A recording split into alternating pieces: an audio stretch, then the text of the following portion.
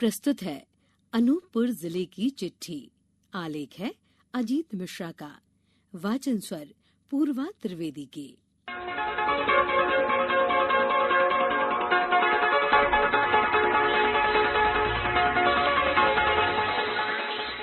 प्रदेश के साथ ही अनूपपुर जिला भी कड़ाके की ठंड की चपेट में है।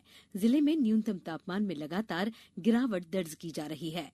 जिले में पिछले 3 दिनों से रात का तापमान 7-8 डिग्री सेल्सियस तक नीचे पहुंच रहा है। सुबह से शाम तक शीतलहर चल रही है। सुबह सुबह घास पर सफेद चादर सी बिछी नजर आती है। मां नर्मदा के उद्गम नगरी अमरकंटक और पहाड़ी क्षेत्र पुष्पराजगढ़ में ठंड का प्रकोप ज्यादा है। वहीं कोला अंचल में राहत है। लोग ठंड से बचने के लिए गर्म कपड़ों और अलाव का सहारा ले रहे हैं। शहर में जगह जगह अलाव जलाने की व्यवस्था की गई है।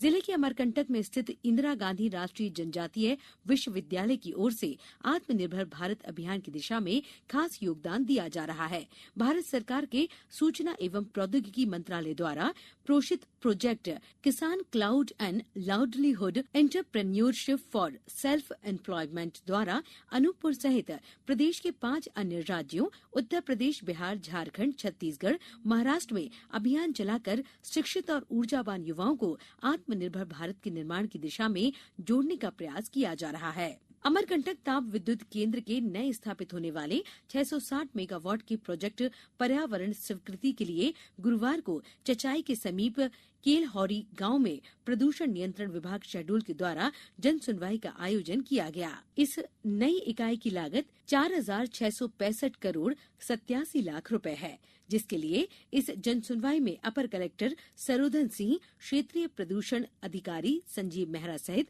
प्रदूषण विभाग, प्लांट के अधिकारी, चचाई और अलग अलग गांवों के लोग उपस्थित रहे।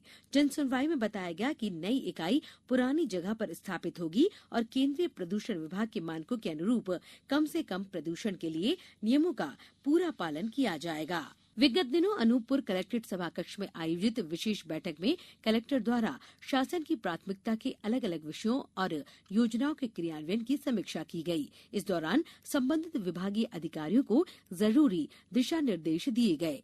खरीफ उपार्जन की समीक्षा में कलेक्टर ने निर्देश दिए कि समस्त उपार्जन केंद्रों से नियमित रूप से उपार्जित खाद्यान्न का उठाव होकर संग्रहण केंद्रों तक परिवहन नियमित रूप से होना चाहिए। आगामी दिवसों में उपार्जन गतिविधियों में तेजी को दृष्टिगत रखते हुए कलेक्टर ने निर्देश दिए कि सभी उपार्जन केंद्रों में अगले 1 सप्ताह के उपार्जन हेतु बारदानों की उपलब्धता होनी चाहिए। विगत दिवस निरीक्षण में कोठी एवं बिजूरी में बारदानों की कमी पर कलेक्टर ने कहा कि जिला स्तर पर बारदानों का पर्याप्त स्टॉक है। ऐसी स्थिति में किसी भी उपार्जन केंद्र में बारदानों की कमी नहीं होना चाहिए। गौरतलब है कि जिले में धान उपार्जन के लिए 19 केंद्र स्थापित हैं, जिनका परिवहन 3 संग्रहण केंद्रों में किया जाना है। अब तक 2,210 पंजीकृत कृषकों द्वारा अपनी उपज का विक्रय किया जा चुका है, जिसमें से 366 किसानों को भुगतान भी किया जा चुका है। जिले में खाद्यान्न वितरण की समीक्षा में पाया गया कि खाद्यान्न पात्रता पर्ची धारकों को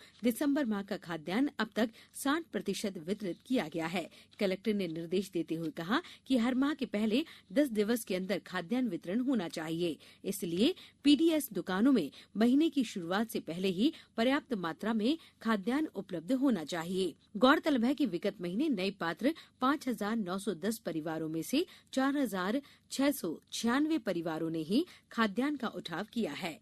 मौजूदा शैक्षिक सत्र में अनूपपुर जिले के 2 विकास खंडों के विद्यार्थियों के गणवेश स्व सहायता समूह द्वारा बनाए गए हैं। उक्त प्रयास को और गति प्रदान करने एवं जिले के स्व सहायता समूह को आर्थिक रूप से और सशक्त करने के लिए कलेक्टर ने निर्देश दिए हैं। इसके तहत आगामी शैक्षिक सत्र में संपूर्ण जिले के शासकीय विद्यालयों में विद्यार्थियों के लिए गणवेश बनाने का कार्य स्व सहायता समूह द्वारा किया जाएगा। कलेक्टर ने जिले के युवाओं को रोजगार उपलब्ध कराने के लिए रोजगार मेलों के आयोजन के लिए आवश्यक व्यवस्थाएं करने के भी निर्देश दिए। उन्होंने संबंधित विभागीय अधिकारियों को युद्ध स्तर पर प्रयास कर अधिक से अधिक युवाओं को रोजगार मुहैया कराने के लिए निर्देशित किया। इसी के साथ जिले की चिट्ठी समाप्त हुई।